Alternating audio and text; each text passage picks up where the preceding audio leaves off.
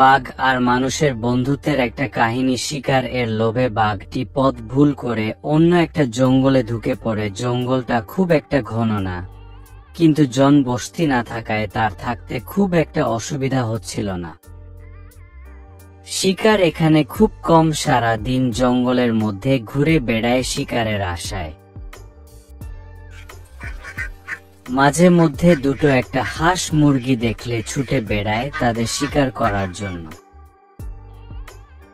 তারপর খুব তৃপ্তির সাথে সেগুলোকে খায়, কিন্তু অত বড় বাঘ ওইটুকুনি হাঁসে কি আর তার খিদে মেটে? আর যেদিন কোনো শিকার না পায়, অনাহারে জঙ্গলের পথে ঘুরে বেড়ায় আর ভয়ানক গর্জন করে জঙ্গল কাঁপিয়ে তুলে। বাঘটি তার দুঃখ প্রকাশ করে। সেই গর্জনে জঙ্গলের সমস্ত ছোট ছোট প্রাণীরা ছুটে বেড়ায় তাদের গোপন আস্তানার সন্ধানে। এইভাবেই চলতে থাকে বাঘটার দিনকাল, কিন্তু আস্তে আস্তে সে অনেকটাই দুর্বল হয়ে পড়ে। একদিন একটা কুকুর জঙ্গলের মধ্যে বেশ আরাম করে কিছু একটা খাচ্ছিল, আর বাঘটির নজর পড়ে সেই কুকুরটার দিকে। কুকুরটাকে দেখে তার খুব লোভ হয়, কতদিন এরকম বড় কোনো প্রাণী সে পায়নি।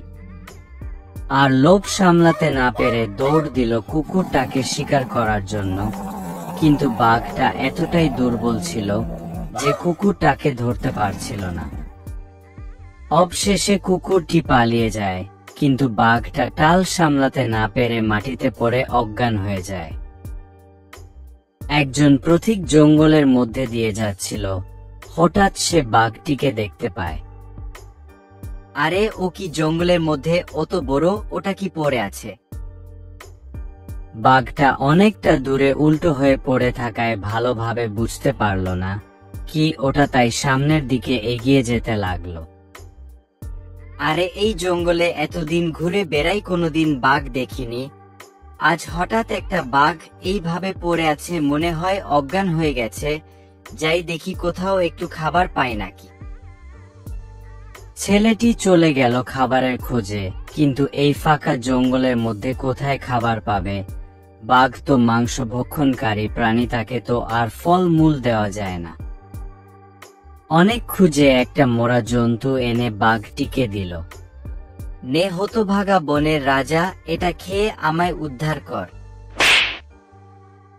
ক্ষুধার্ত বাঘটি এবার কোনো রকম উঠে দাঁড়িয়ে মরা জন্তুটা খেতে লাগলো, আর মাঝে মাঝে ছেলেটাকে দেখছে।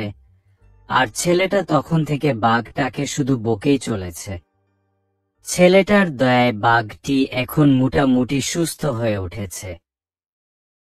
বাঘা কোথায় গেলি রে বাঘা, আজ ঘুরতে যাব। তার ডাক শুনে বাঘটিও দৌড়াতে লাগলো। বাঘটি এখন পুরোপুরি সুস্থ হয়ে গেছে। চল বাঘা, তুই আর আমি আজ এই পুরো বন ঘুরে বেড়াবো। এরপর তারা একসাথে হাঁটতে লাগলো। কি অপূর্ব সেই দৃশ্য! বাঘটি যেন তার নতুন একটা সঙ্গী পেয়েছে, আর ছেলেটা যেন তার খুব কাছের একটা বন্ধু পেয়ে আনন্দে আত্মহারা হয়ে গেছে। তারা দুজনে খুব ভালো বন্ধু হয়ে গেছে। এর থেকে বোঝা যায় ভালোবাসা দিলে বনের হিংস্র জন্তু প্রেমে পড়ে যায়। গল্পটা যদি ভালো লাগে তাহলে একটা লাইক করে দিও, আর চ্যানেল এ নতুন হলে সাবস্ক্রাইব করে দিও।